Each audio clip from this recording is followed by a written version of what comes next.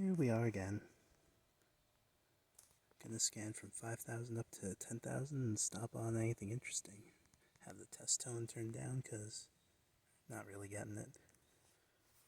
Stay tuned and we'll see what comes up.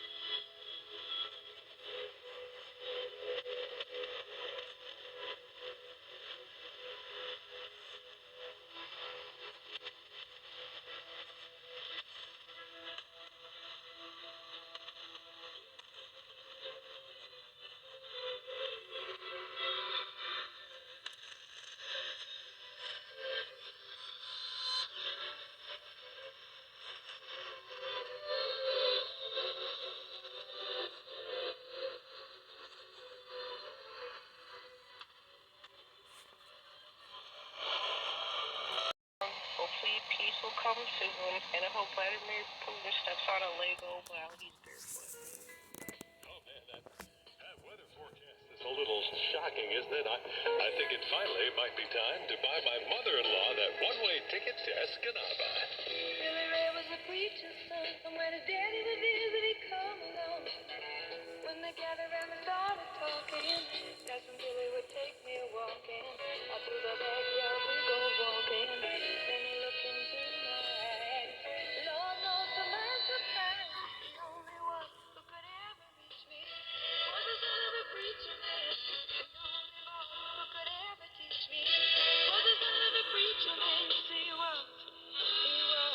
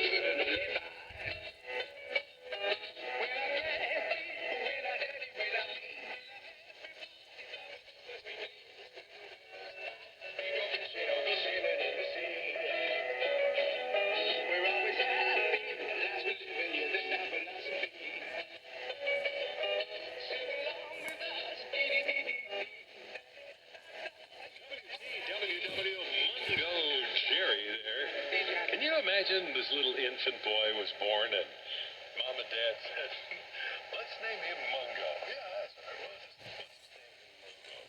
Mung for short, I guess. Hey, if you'd like to help us out with your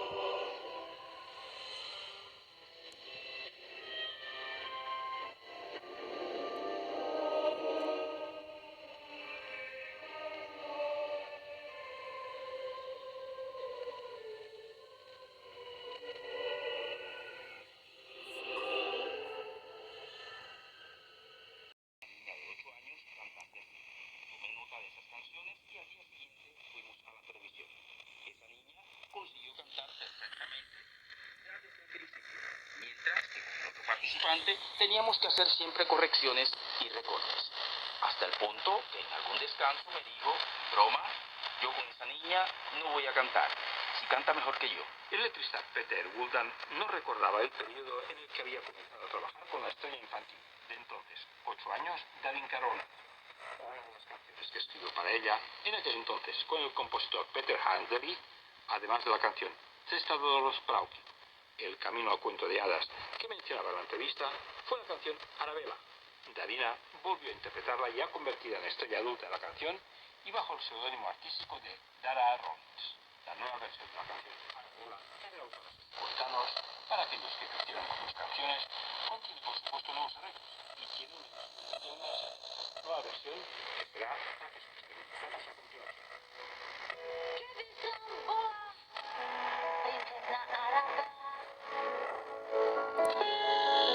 A v škole by som bola čo nevedela. Keby som zmizla preč rovno spred tabule.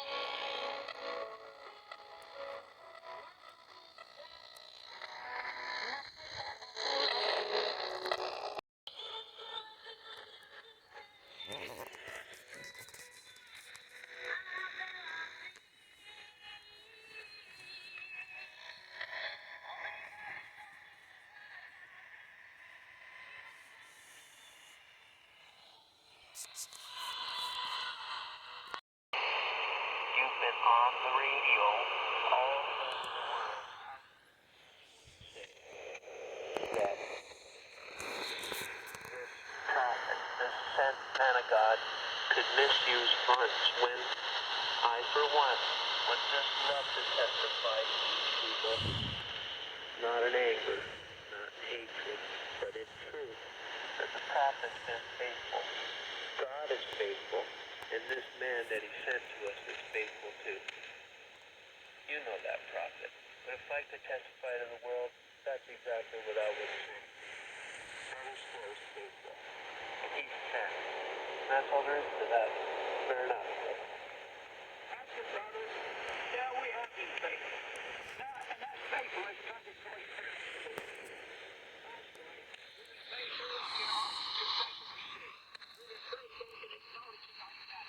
We're faithful in declaring to you the wonderful works of Almighty God. And faithful over $1 million per year. And that is more than is sent in by donations. Others have never helped on this far. All they have, all of their labor. And that's how we've been able to pay more for radio broadcasts than we actually took in by donations. But you see, in this hour, and then to hear that report of that precious man who talked about hearing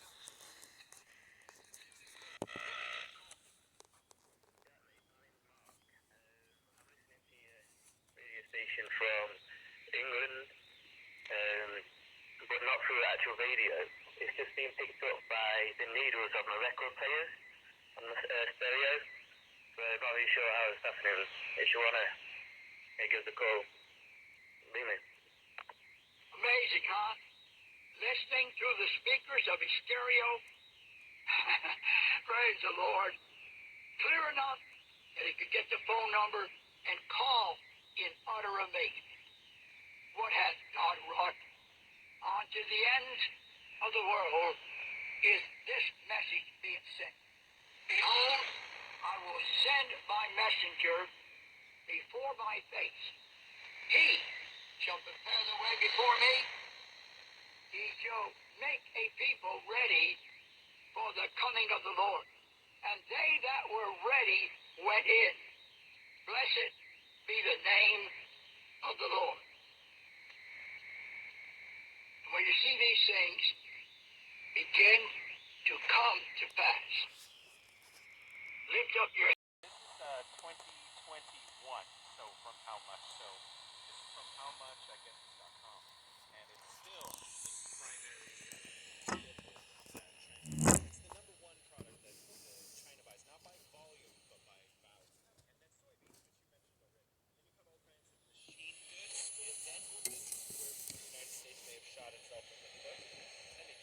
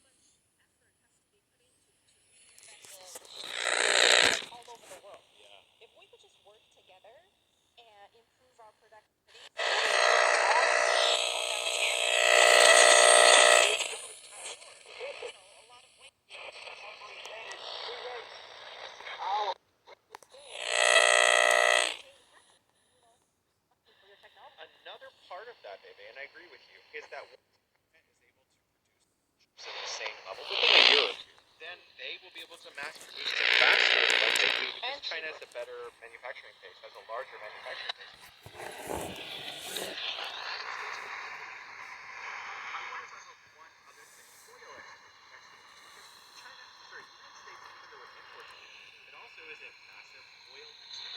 And China is one of the largest consumers of American, consuming 7% of U.S.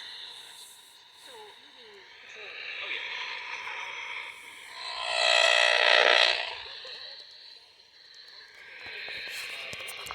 Actually, USDA.gov.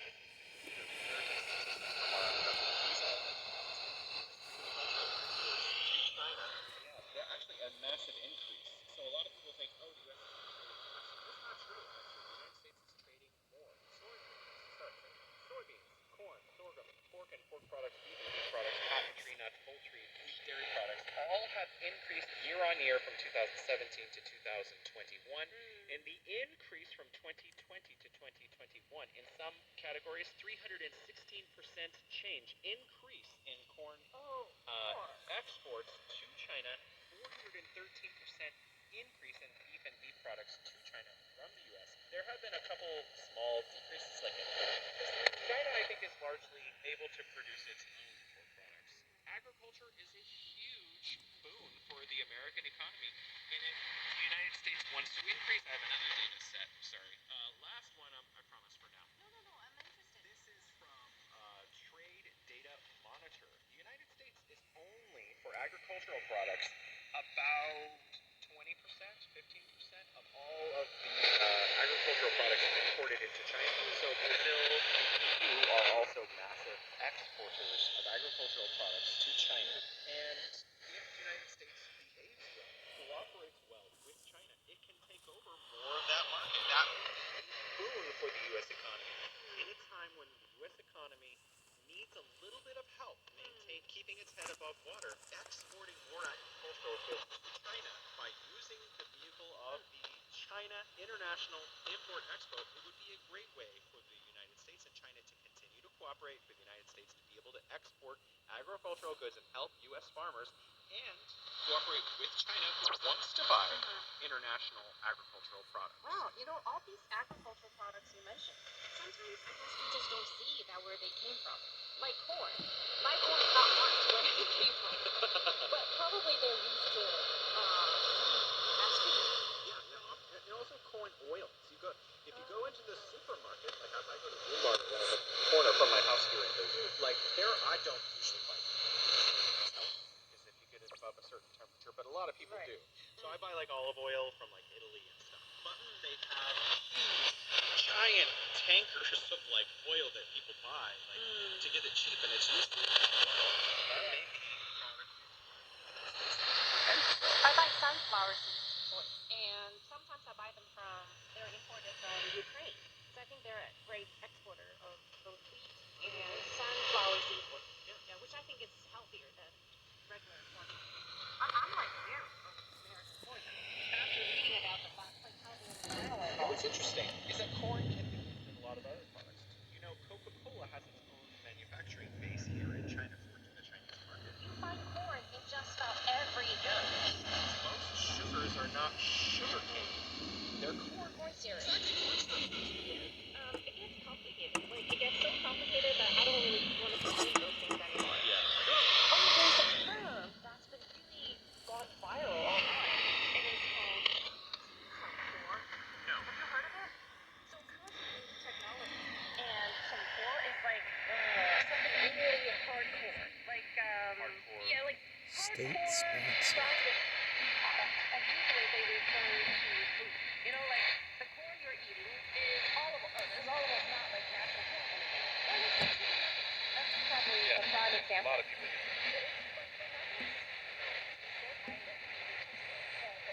Sometimes I just don't know what I'm eating. No one knows. It goes on forever. I think in the end, most of these ingredients would go back to corn. So it's the chicken, they eat the corn, and then in the process they use all kinds of products like sugar, syrup, and all the crazy things made from corn. So I don't eat them all. But yeah, that's something I have to mention. mentioned, the reason why it went viral is because people are becoming more and more aware of all this crazy, fancy technology that go into processed food, and they know it, so they can stay away You know, from they it. say that in the U.S. too. They use the term processed food. Super processed. So you hear that in the media all the time, that you shouldn't eat that. But the reality is that 90 to 95% of Americans are still consuming it all the time. They're cheaper, Yeah, and they taste good. like people like you Yeah. who have a high educational background, and older people like they are more careful about what they put in their bodies.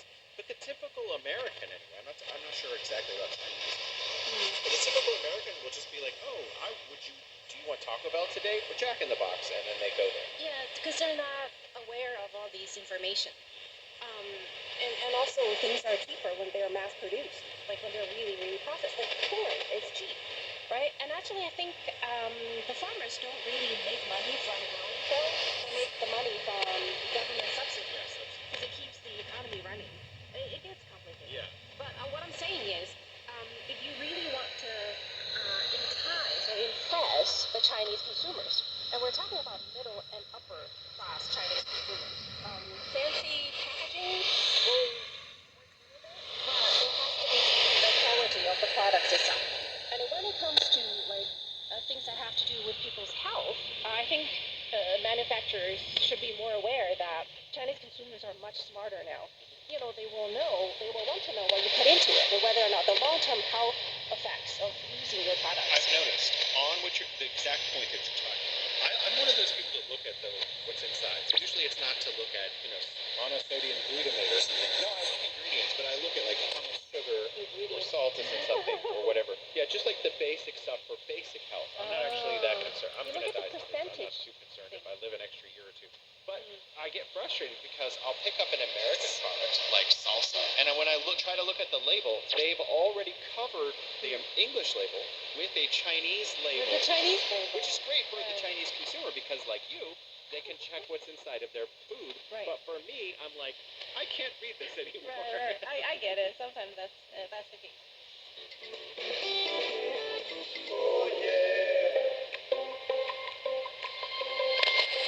My Stories of Chinese Characters, Season 2. I'm Uncle Hansi.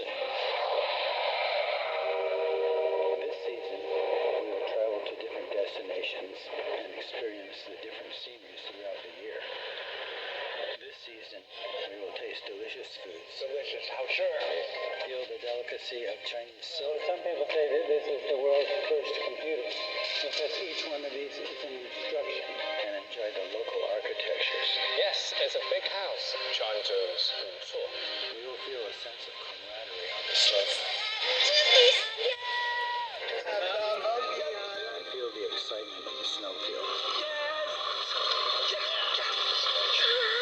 See a different China from the perspective of Chinese characters. Meet us on Apple Podcasts, Spotify, iHeartRadio, and other major podcast platforms, or on our website, radio.cgtn.com. State sponsored. Definitely state sponsored. You're listening to The Bridge. CGTN is I want to talk a associated little bit with about my impression of products from abroad. current government Like, in let's China. say products from Japan. Like, they're known to do meticulous work. Whatever the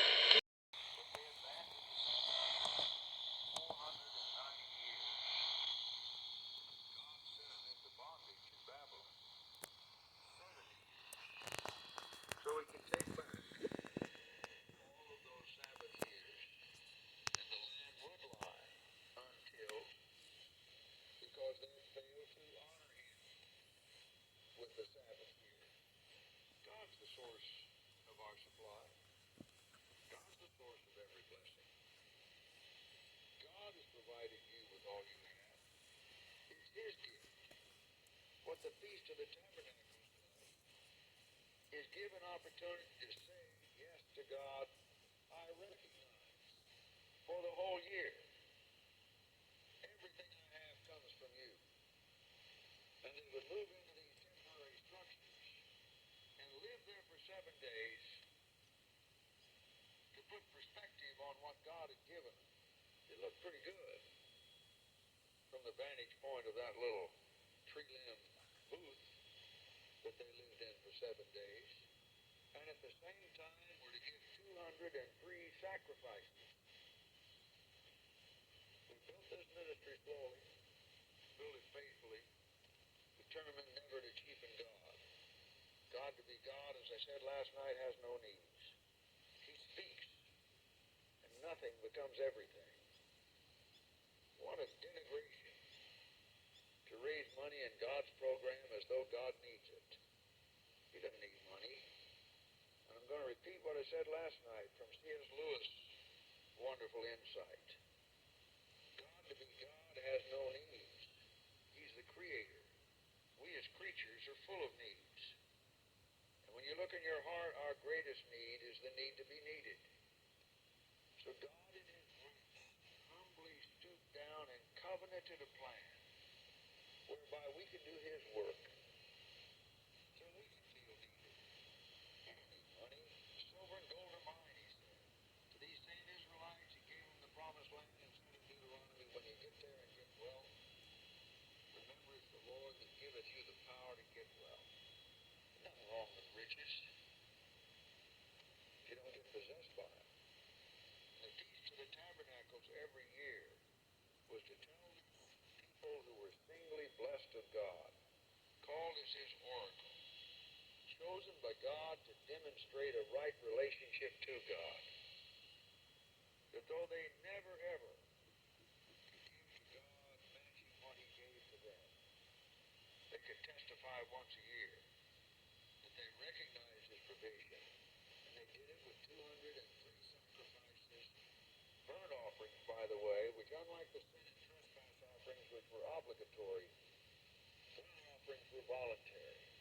That's why God prized the burnt offering above all other offerings.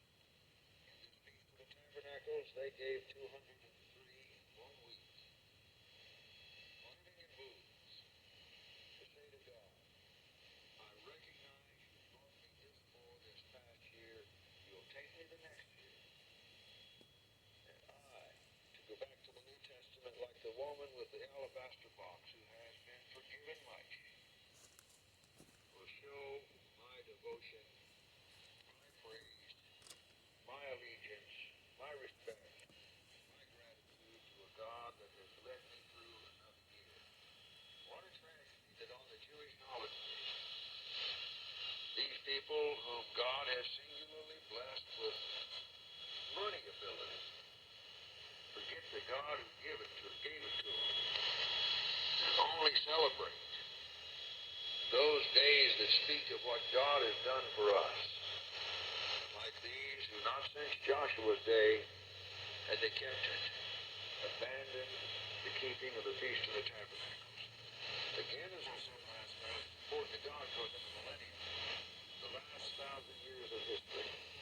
He will make the Jews to survive, keep the Feast of the Tabernacles, and teach it to the whole world, as every nation will be forced to come to Jerusalem once a year, as Zechariah 14 says, to celebrate the Feast of the Tabernacles. And if they don't do it, God will smite them with a plague. So of all the set times, that one, the Feast of the Tabernacles, is emphasized and underscored by God as a 1,000-year schooling of the whole world. Will be done to teach them that God likes to be appreciated. That's why every year at this time we have the tabernacle offering of 203 units, whatever your medium of exchange is, to make the same statement of gratitude and respect to God for his care and provision for the last year. Whether anybody else keeps their feast in the tabernacle, this church does. And it's your time now to respond and get on the telephone. So do it.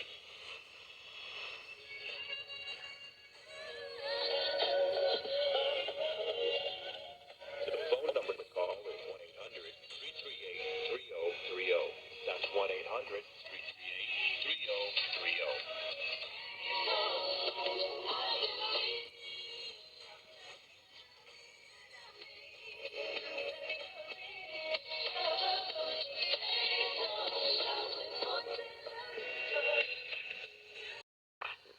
tomorrow, February the 13th.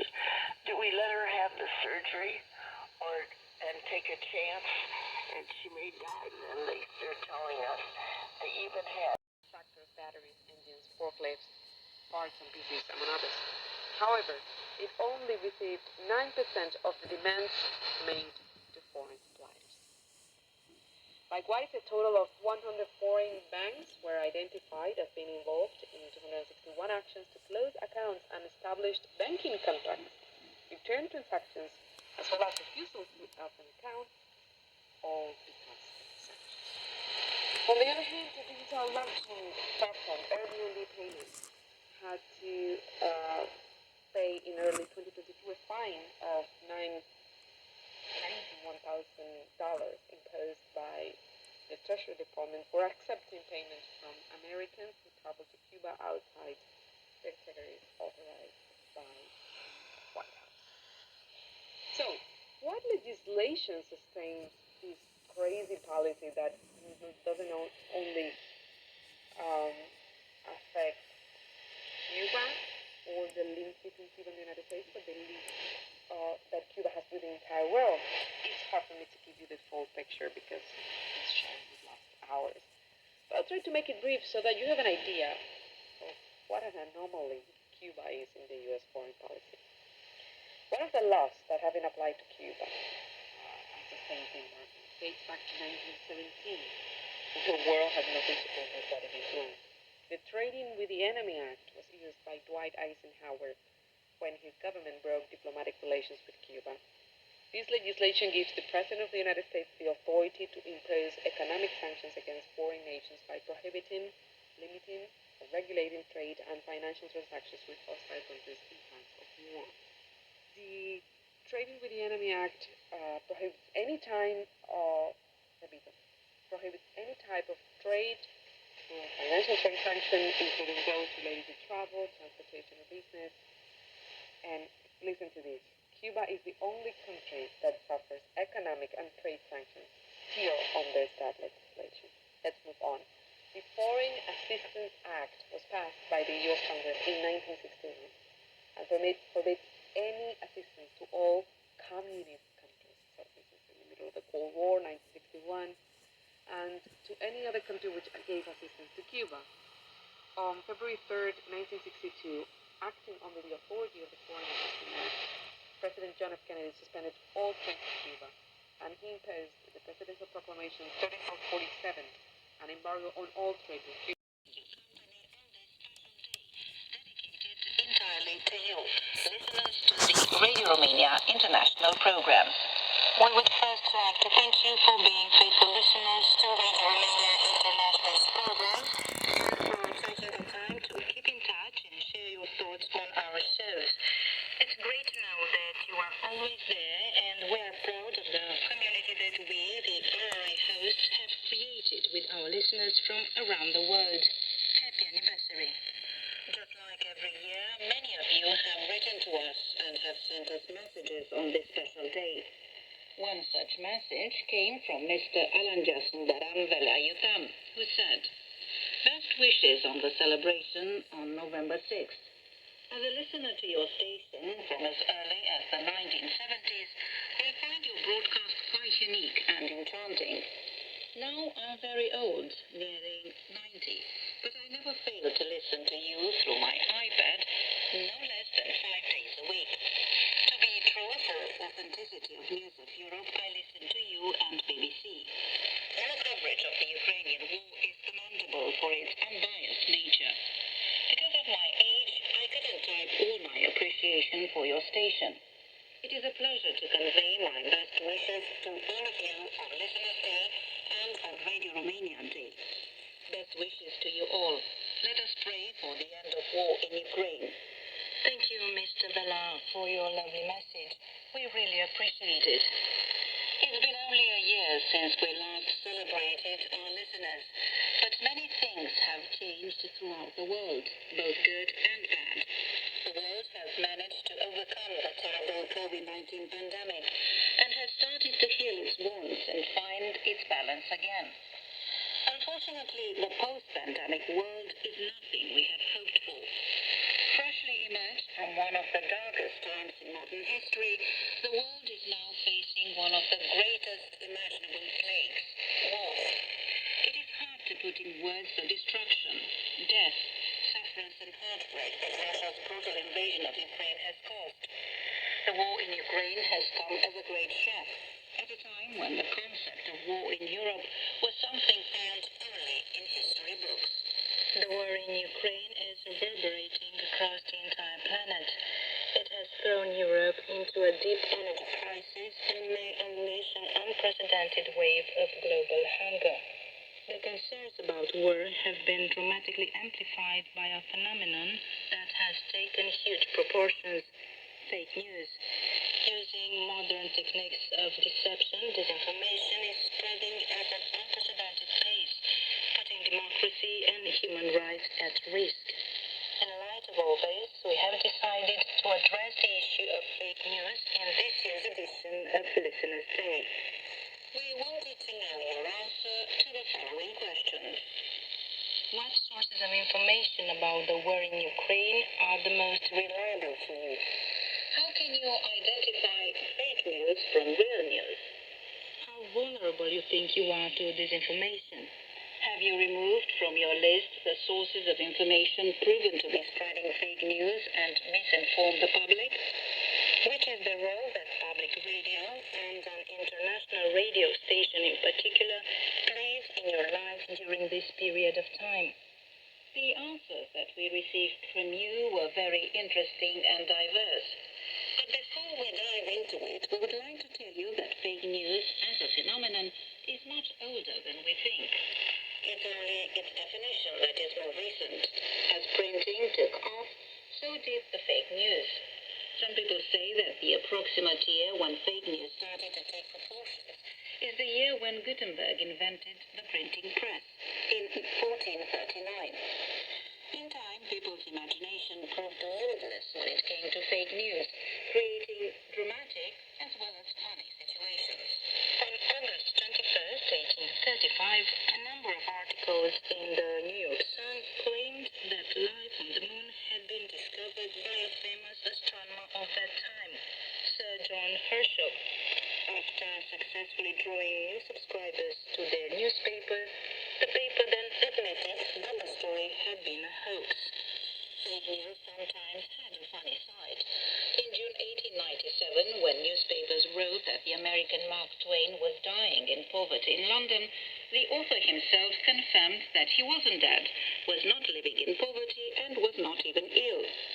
Twain said on a humorous note, "The report of my death was an exaggeration." Perhaps one of the best-known pieces of fake news that stirred panic but was very creative and even had an artistic side is Orson Welles' War of the Worlds broadcast. On the evening of October 30, 1938, radio listeners across the United States heard a startling report of mysterious creatures and terrifying war machines moving towards New York City. The broadcast was not a real news bulletin, but Orson Welles' adaptation on the H.G. Wells classic The War of the World. The radio play was extremely realistic, with Wells employing sophisticated sound effects and his actors doing an excellent job portraying terrified announcers and other characters.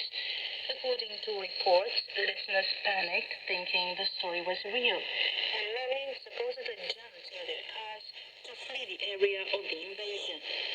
Years have passed and technology has advanced, allowing fake news to take unprecedented proportions, and its effects have often proven devastating. From funny pranks in the past, now the daily spread of fake news has dramatic effects on society, politics, the economy, and culture. Though differently, each and every one of us has felt these effects, as we saw in the messages we have received from our listeners from around the world. So it's your opinions that we are going to focus on today. Opinions which reflect exclusively the point of view of those who formulated them, and which might not coincide with Radio Romania's viewpoint on the matter. We thought of starting with somebody who's felt firsthand the effects of what's been happening lately in our part of the world. Mr. Volodymyr Gurtobi of Ukraine, who wrote, My family and I live in Kiev. My family fled to Poland, but I decided to stay here. As a radio amateur, I had the ability to listen to all frequencies. I listened to conversations of military aircraft pilots who flew just above my head. I listened to conversations of local radio amateurs, territorial defense and police, and, of course, many broadcasting stations on long wave, medium wave, and shortwave bands. Radio Romania was also perfectly audible on shortwaves. Only a few sources can give an idea of the situation. I received information directly from acquaintances in different parts of the country, read on the internet in different languages, and from different countries. And even Russian propaganda could give some information for comparison. How can you identify fake news from real news? This is very difficult and often not possible at all. But comparing information from different sources and confirming it with people on the ground makes it possible. You can often understand that you hear fake news by the style in which information is presented, by translation errors or inaccurate names. This often depends on the source. There is very little chance of hearing the truth in Russian or from a Russian source. Since my safety directly depends on this, it is very difficult to deceive me lately. However, the beginning of the spread of disinformation can often speak of upcoming events. In conditions where there are power outages, internet or mobile communications, any receiver with the ability to operate on batteries, including car receivers, and receive on long wave, medium wave and short wave, can become the only source of information. I have experienced this personally several times. Thank you very much for your message, Mr. Volodymyr. Let's now see what a listener from another part of the world, namely from Japan, believes about how information is being handled in this context. Our friend Teruhiko Kachi wrote, My main trusted sources of information about the war are the public radio and television and the websites from the democratic countries, mainly in Europe, such as the BBC in the United Kingdom, DLF in Germany, and Radio Romania International in Romania. Japan's NHK is also reliable, but less informative about this war. It is very difficult to correctly identify fake news from real news. Basically, I do not care about information on social media networks because the information from social media networks may be correct or may be incorrect. In social media networks, the information may be fake. Russia is absolutely to blame for this war, but since we are currently in a state of war, I do not trust any information either from Russia or from Ukraine. Ultimately, I have no choice but to believe information from the democratic countries in Europe. I do not think I'm vulnerable to disinformation, but I'm not quite sure. So, I try not to simply believe information coming from dictatorial and non-democratic countries. I do not include shady news sources in my list in the first place, but if the source is later found to be fake, I remove it from the list. As I live in Japan, it is difficult for me to realize this war is my own. International radio stations, especially from those in Europe, give me a more vivid picture of this war and broaden my thinking. It's been very interesting to hear these first opinions on this sensitive topic, which for some are difficult to talk about.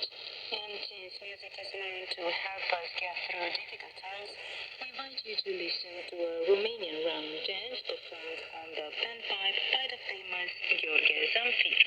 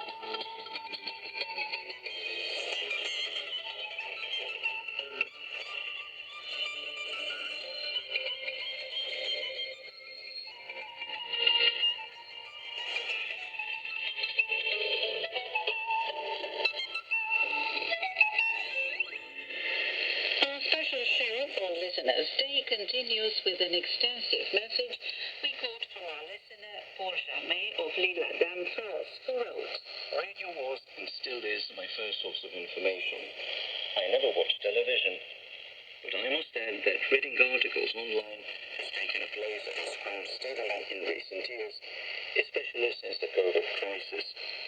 The consultation of online information sources has continued to grow in importance with the war in Ukraine, if only to look for additional information or to verify what has been heard on the radio. I have to admit that the online machine translation is a great progress, keeping in mind that it is an automatic translation nevertheless.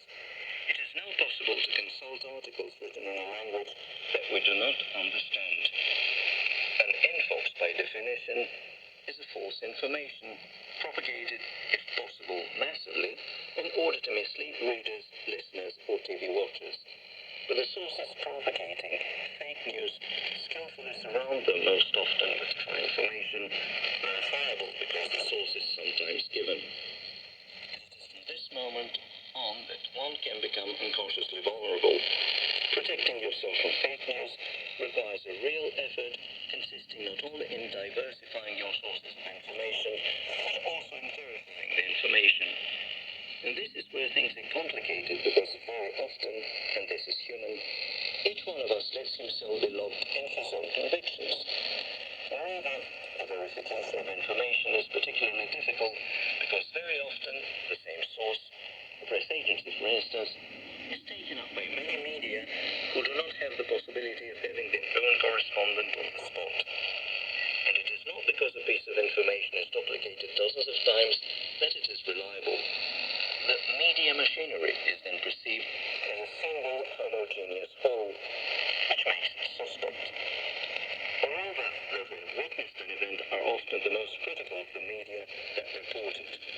More and more citizens are turning away from the media, especially young people, to turn to social networks, which are real sounding boards for fake news. Personally, I do not use any social network, which decreases my vulnerability and avoids wasting time reading lies. I think that in Romania, as in France and elsewhere, the big media have set up a check news, fact-checking, AFP factual, and so on to detect fake news. The journalists who work there recommend referring to official sources, such as governmental sources. This is true, but we all know that as far as the Russian-Ukrainian war is concerned, many official sources are lying. For some sociologists, fact-checking is naive, and its effectiveness would be very marginal. In war, the first victim is the truth. Certain sources of information are in collusion with the authorities in place, or with the companies that finance them, directly or through advertising. As a result, the media that citizens trust deliver biased information or deliberately ignore the subjects that make people angry. However, I did not remove any media from my list because there would not be many left. Besides, when I have time, I compare what the media stamp fake news propagators say about an important event. Indeed, the place that is given to a piece of information in a newspaper, the way of talking about it, the words used, the extract chosen when a political personality speaks, for example, are very revealing of the objectivity, the neutrality, the independence of the media and its journalists. In a democratic country where freedom of the press is normally guaranteed, the media and journalists observe deontological and ethical principles. However, it should not be forgotten that all journalists select, prioritize and draft information on the microphone or in front of the cameras. The reporter selects and formats information for an audience of readers or listeners. And for listeners, beyond the words used, the intonation will also be important. So, whether it is true or false, the wording of a statement will strongly influence the way it is perceived by those who receive it. Mr. Paul Jamet also gave us his opinion on the role of public radios, RRI in particular, saying that they allow for a real diversification of information sources. Admittedly, many stations have disappeared from the radio landscape over the past 20 years. Those that remain refer to other news agencies, have their own network of correspondents, and necessarily bring other perspectives indigenous archives in buried. Some of them have become web radio or news websites. This also explains his growing interest in the internet, provided that he knows or manages to sort the wheat from the chaff. Mr. Jamais also said in his message that by listening to an international station, the listener is immediately transported to other horizons in another environment, which logically arouses his curiosity. Beyond news and commentary, international stations offer cultural programs, whether it be music, literature, and so on. Other worlds are possible, and citizens of all countries are looking for the best solutions to face the increasing uncertainties. The temptation to turn inward is more and more widespread, and for some it even appears to be a good solution to limit the impact of events related to climate and conflict, without forgetting the questions raised by issues of interdependence, employment, and so on. At the risk of appearing utopian to some, I think it is essential to open up more and more to the world in order to understand it better. But without being naive, however, in the face of the conquering attitudes of those who want to impose their vision of the world, their way of life, their religion, or even simply to monopolize resources, and so on.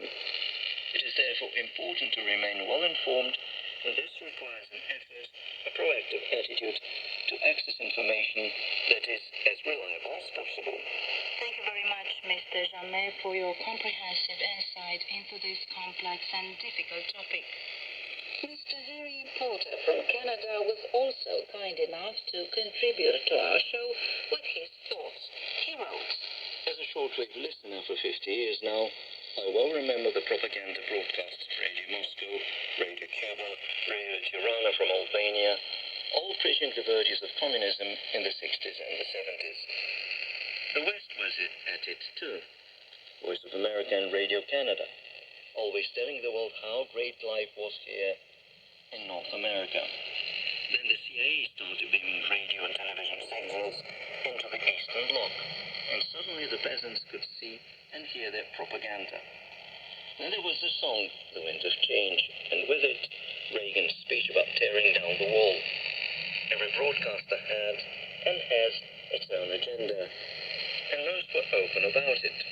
Deutsche Welle, Radio France, and the BBC all pretended to be above the propaganda, but they could not resist looking down at emerging countries in Eastern Europe and Africa as the world changed. Nowadays, the national stations mentioned above have largely closed down, leaving the airwaves to the evangelists and a small number of broadcasters like Radio Romania. I'm not suggesting that Radio Romania International is in the propaganda game, but it certainly promotes all things Romanian. Perhaps if we could hear from all of the former national broadcasters, we could store the wheat from the chaff and distill the truth. I enjoy listening to your broadcasts. Best regards from Canada. Thank you, Mr. Porter, for sending us your thoughts on this topic. Time now for another music break. You know you enjoy Romanian traditional music, so we invite you to listen to Nicolae Fontoiancu with a beautiful tune from Transylvania. Thank you.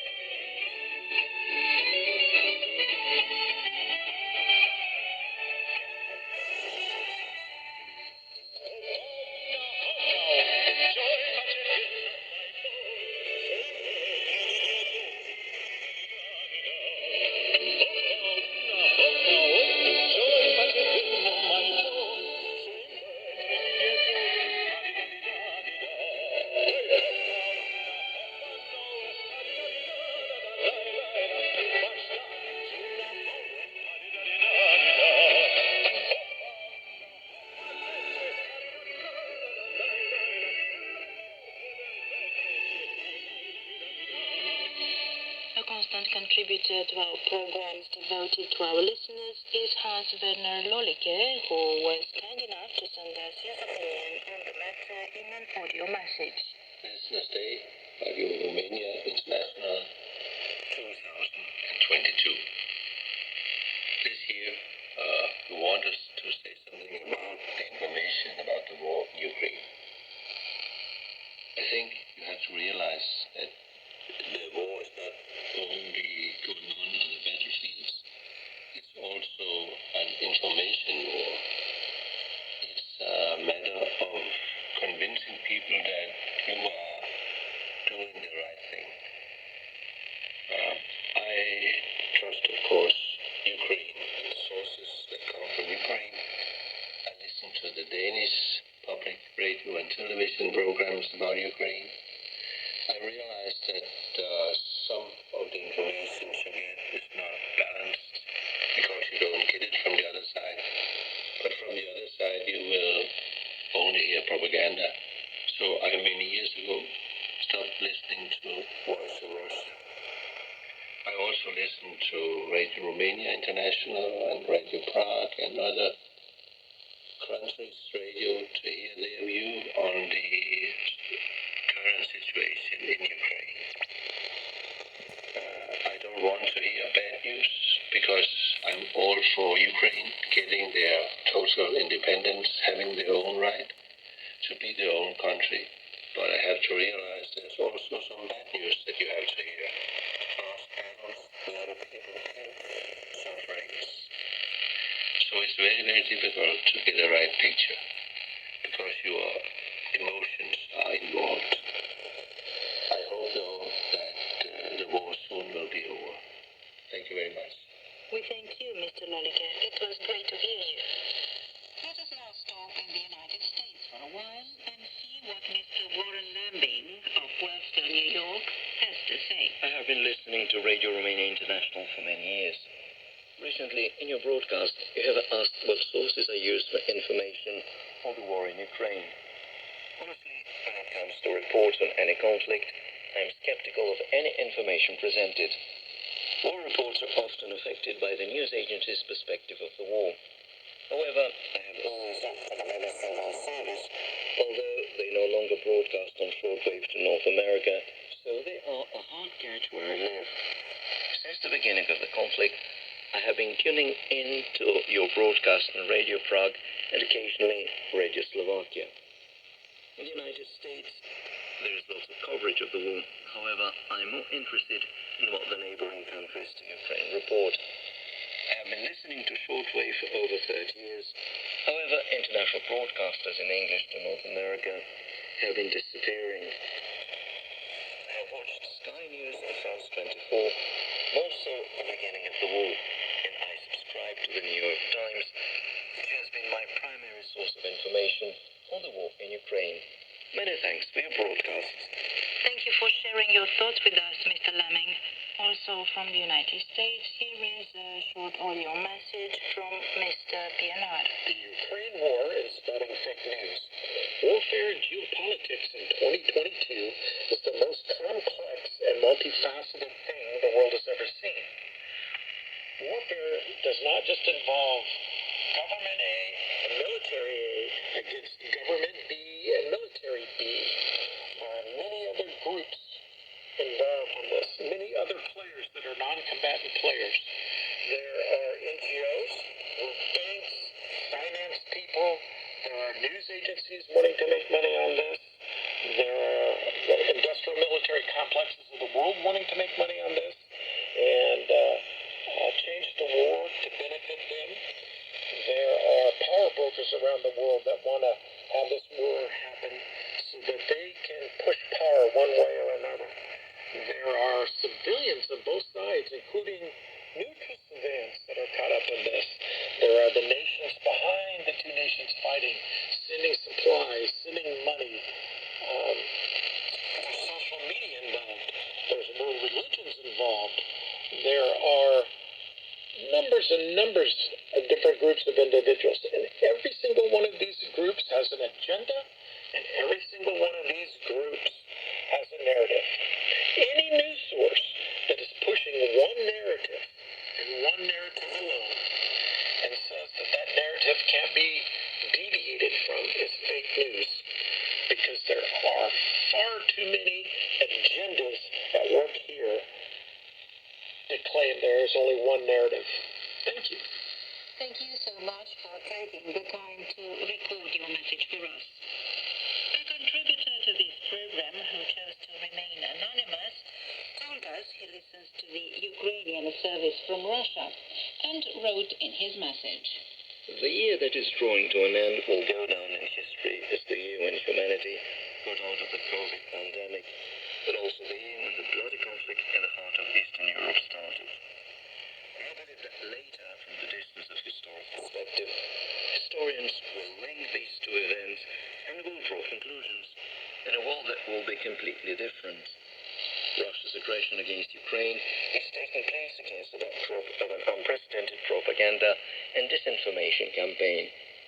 Here in Russia, everybody was told the Cold War started in February a special operation under the threat of arrest or even criminal prosecution.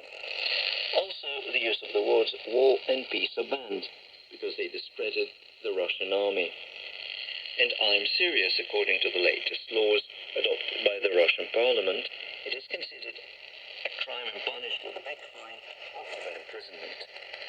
I get information about the war from my dear motherland from safe sources, online radio, including the website of Radio Romania International. I can easily distinguish disinformation from real news, so I don't see myself as vulnerable to disinformation. On the other hand, people from Russia, and not only, believe in fake news and spread fake news. They could be convinced that they are wrong, but not always, and it can be dangerous, because they have been convinced that what they read and hear every day is true. Thank you so much for your extremely interesting insight. Mr. Ernst Meinhardt, former editor with Deutsche Welle, wrote to us from Germany and said, I am glad to participate in 2022 Listeners' Day. You are asking how I relate with the fake news on Ukraine. I ignore it. And I am not talking only about the news coming from Russia, but also from the German sources. Not a single day goes by without an article I find on the internet about some called specialists in Russian matters or individuals close to the Kremlin tell us how sick Vladimir Putin is. Or, if he is not sick of cancer or the terminal disease, then the Russian generals are distancing from him, or that the last left in his entourage are leaving him.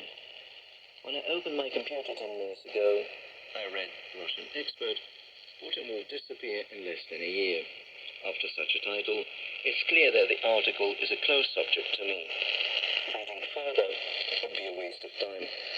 Unfortunately, this is a characteristic of today's journalism. While the author, what the newspaper, the TV, or the radio station wants, is presented as reality. There is no research behind it, the facts don't matter. That is why I resort to serious sources. The most important to me is radio, and here I would like to mention the BBC World Service. In Berlin, we're lucky to be able to listen to in on frequency modulation. Almost from the very first day of the war, the BBC has had correspondents in all theaters of operation in Ukraine and also in Moscow. Moreover, Vitaly Shevchenko from the BBC monitoring service has constantly covered where the Russian media has been saying about the war and debunked it. So the number one is definitely the radio, the BBC World Service in particular. Thank you, Mr. Meinhardt. It's been very interesting to hear your point of view regarding this topic.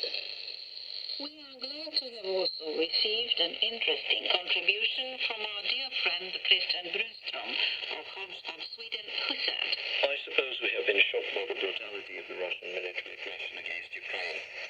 Thousands of people, both soldiers and civilians, have been killed or maimed for life, and the country has suffered enormous destruction. It all resembles war crimes not seen in Europe since World War II. The media, of course, play a most important role in informing us about what happens day by day. I get most of my information from the Swedish public service broadcaster, Radio Sweden, and other international radio stations like the BBC, Radio France International, and Radio Austria International. Radio Romania International has also been a source of information. These stations all have correspondents in Russia and Ukraine and report on events at the development of the war. Public service media always state if their news items have been verified as being correct. If not, they state that it has been impossible to verify the veracity of certain statements or accounts of events. Truth is one of the first victims in a war or conflict. Statements made by Russian government officials can be rejected as they have almost always turned out to be complete false. Russian leaders have excelled in lying to the public both at home and abroad. I don't really think that I am that vulnerable to disinformation, as I stay away from all kinds of social media as they cannot be trusted. In times of crisis, the public service radio and TV stations are of paramount importance in providing correct and reliable information, and the same goes for those international broadcasters who are free from government control and run by independent journalists. Thank you, Mr. Brunstrom. As always, it's been a pleasure to hear from you. Let's now stop again for a while and listen to some more music. Listen to Florian Rus and his hit, Pure Fiction. Era joi 3 dimineața și noi exploram orașul de la zi. M-am amintit, cred că acum am prins curajul să zic că între noi sunt prea multe. Tu aici, să vezi că s-au atins la geamă există. Șansă. Eu știam că...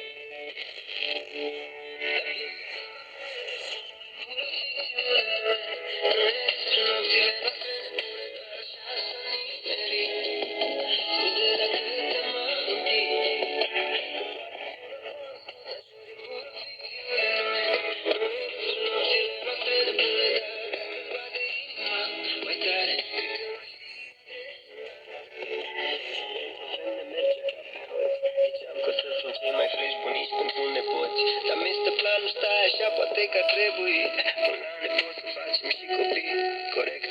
Și apoi te-am alergat prin toată casa de nebun. Te-ai lăsat prinsă și ce a urmat nu pot să spun. Zic doar că am adormit în fecea lumină și am început pe când afară era numai plină. Piesa asta mai e despre noi, pură ficțiune noi. Nu e despre nopțile noastre de bulevar și miserii.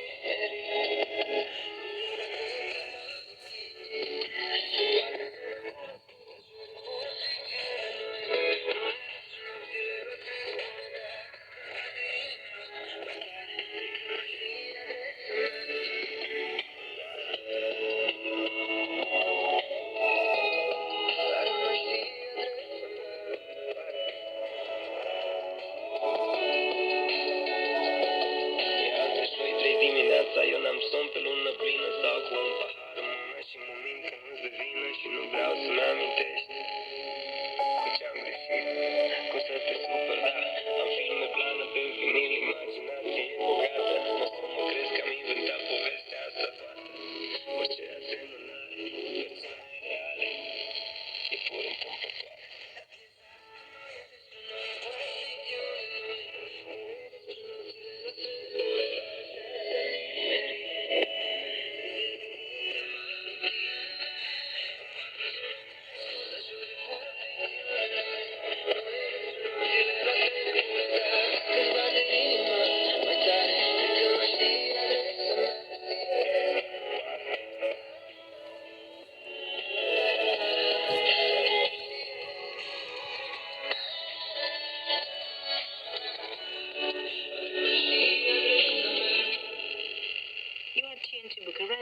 Radio Romania International.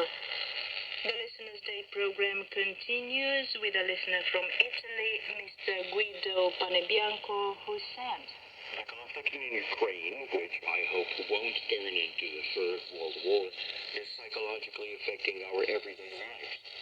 The most important media in Italy, public radio in particular, are trying to inform us every day and night, straight from the conflict area. Personally, I am against consulting information sources other than the Italian and international public radio and TV stations, which are to the point and credible in fulfilling their mission to their listeners. So, from this perspective, fake news does not exist for me. Radio Romania International is helping me understand how the Romanian people perceive the war in Ukraine. Thank you so much, Mr. Panebianco. Let's now listen to Hugo Longhi from Argentina, who said in his message, In war, truth is the first casualty. I don't know who said that, but it's a reality. Another reality is that whether you are only 100 kilometers or 14,000 kilometers away from the war, you can feel its effects. Based on these general yet perfectly valid concepts, everybody has their own opinion on the conflict, depending on their personal convictions and the quantity and quality of information they get. The quantity will never be an issue, as there are always tons of information about it, either written or recorded. Our task as concerned spectators to the tragedy is precisely that of deciding if what it is presented is true or not. My relationship with the media, radio in particular, has been a long-term one and will continue. This means having to accept that I will not always have certainties about what happens. I have reached the conclusion that in this conflict I have not opted for a particular source of information, but have listened to many and have not been fully satisfied with any. I keep myself informed because I cannot be oblivious to what happens, but at the end of the day, I'm only left with a feeling of sadness and the wish for the war to come to an end. Thank you, Mr. Longhi. From Argentina, we travel back to Europe to hear what Mr. Philippe Marceau of France has to say. In spite of the Iron Curtain having fallen for more than 30 years, we see the war being waged again, this time in Ukraine. Russia, now a country like any other, wants to conquer an independent and sovereign country. It's like going back to the 1850s war in Crimea, when the Russian Tsar invoked the same reasons as Putin did. Despite the world having changed, propaganda still works through a help of computers, tablets, smartphones, and all other gadgets that are connected to the news. Social networks make information circulate across the world. We see pictures, videos, and stories about situations that seem credible and official.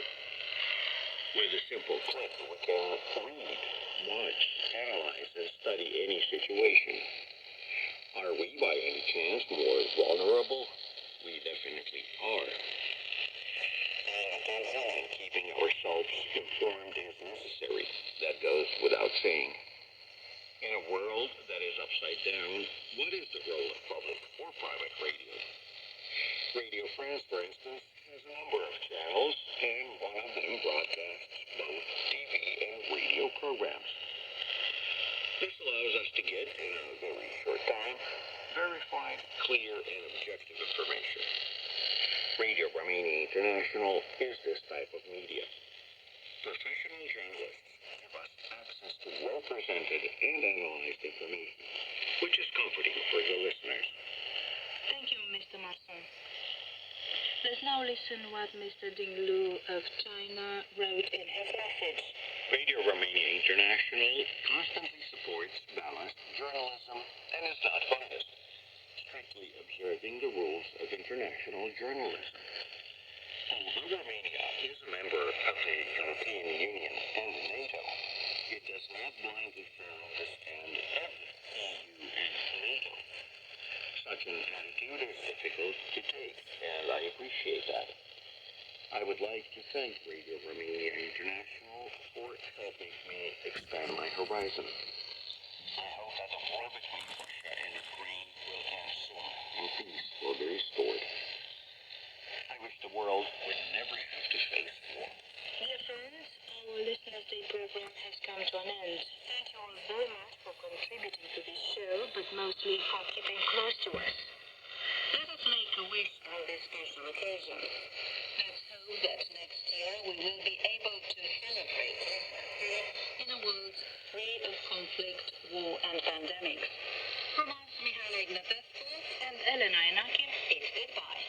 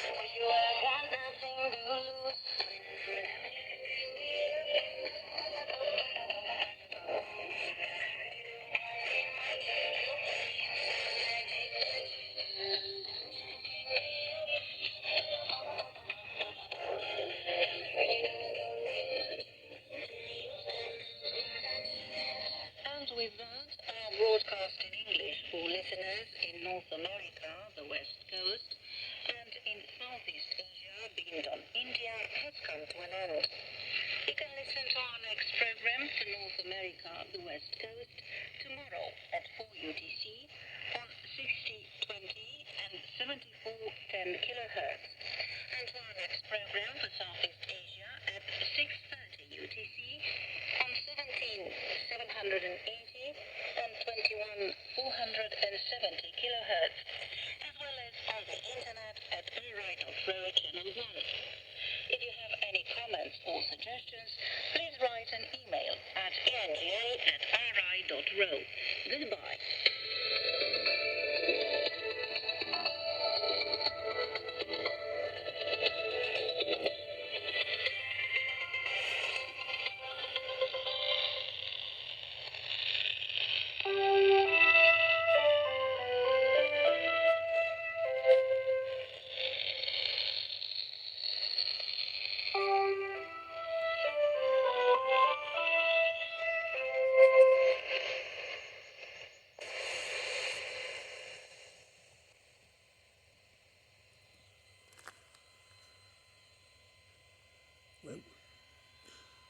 So earlier this evening I caught Radio Romania, Romanian language broadcast.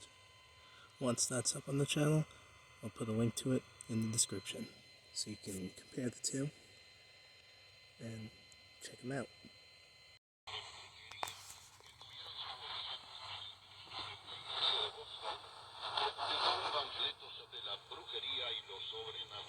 Esto acució el temor de que los síntomas de posesión demoníaca descritos eran de simples catarros gripales, lo que precipitó la histeria colectiva y el pánico moral en la región de New England.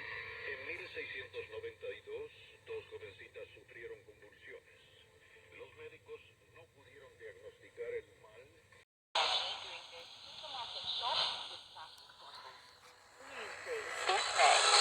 This is the BBC World Service, the world's radio station.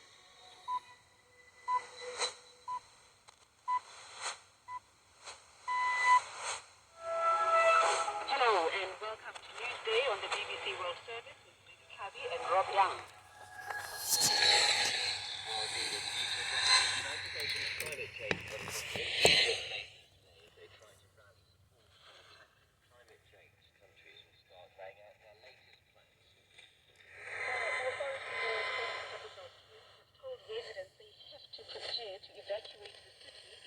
Electricity shortages continue. Also this hour, why several people died when a passenger plane crashed into Lake Victoria in Tanzania. Plus, the Russian view on this week's midterm elections in the United States. People expect Biden to act decisively, but he seems to be unaware of what's going on. Biden's behavior is increasing my worries. It's been obvious for a while now. Head of state is not quite right in the head. This is Danielle Yawovetska with the BBC News. Hello. The World Climate Change Summit in Egypt is to hear from heads of state and government looking to galvanise global action.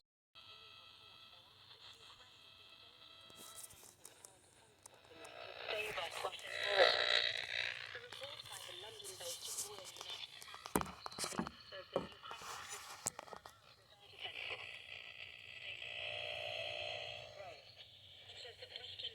should increase their supplies to Ukraine and consider sending modern jet fighters to Kiev. In his latest video address, President Zelensky of Ukraine has said Russia is readying its forces for a large-scale attack on his country's energy sector. We understand that the terrorist state is concentrating forces and means for a possible repetition of mass attacks on our infrastructure. First of all, energy. In particular, for this, Russia needed Iranian missiles. We're preparing to respond. Mr. Zelensky said more than 4.5 million Ukrainians were already going without power.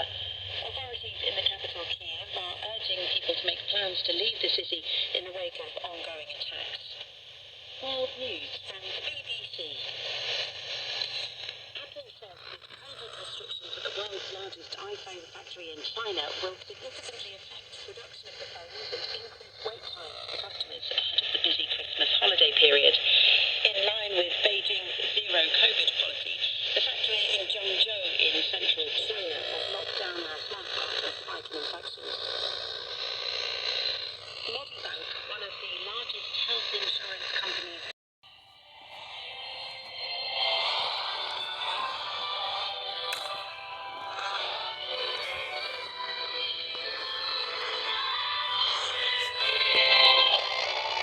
Комментируя чтение дня, Папа отметил, что слова пророка Исаии о грядущем Мессии, умножению владычества его и мира нет предела, кажутся противоречием. В этом мире те, кто больше стремятся к власти, еще сильнее угрожают миру. Однако сила Мессии будет в примирении людей с Богом и между собой. Владычество Христа в любви, и Он делится с нами этой властью любить во имя Его, как любит Он. Всегда, безоговорочно и даже врагов, подчеркнул Святейший Отец. В Евангелии от Святого Матфея Господь призывает любить всегда, то есть непрестанно пребывать в Его любви и практиковать ее в любой ситуации.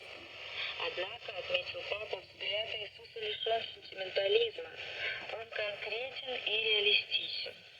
Господь прямо заявляет о двух людях и врагах. Человек слаб. Несмотря на множество усилий, мы не всегда получаем ожидаемое добро и порой страдаем от зла, от проявлений власти, которая питается угнетением и насилием, стремится увеличить свое пространство за счет ограничения других, навязывая свое господство, ограничивая основные свободы и угнетая слабых. Перед лицом конфликтов, притеснений и вражды Иисус поразительным образом просит свой народ смело пойти на риск в том, что кажется проигрышным, оставаться всегда в любви, даже перед лицом зла и врага, упорствовать в добре, разорвать спираль мести, обезоружить насилие, демилитаризировать сердце. Словам Иисуса вторит апостол Павел: «Не будь побежден злом, но побеждай зло добром». Этот призыв Господа, отметил Папа, касается великих вопросов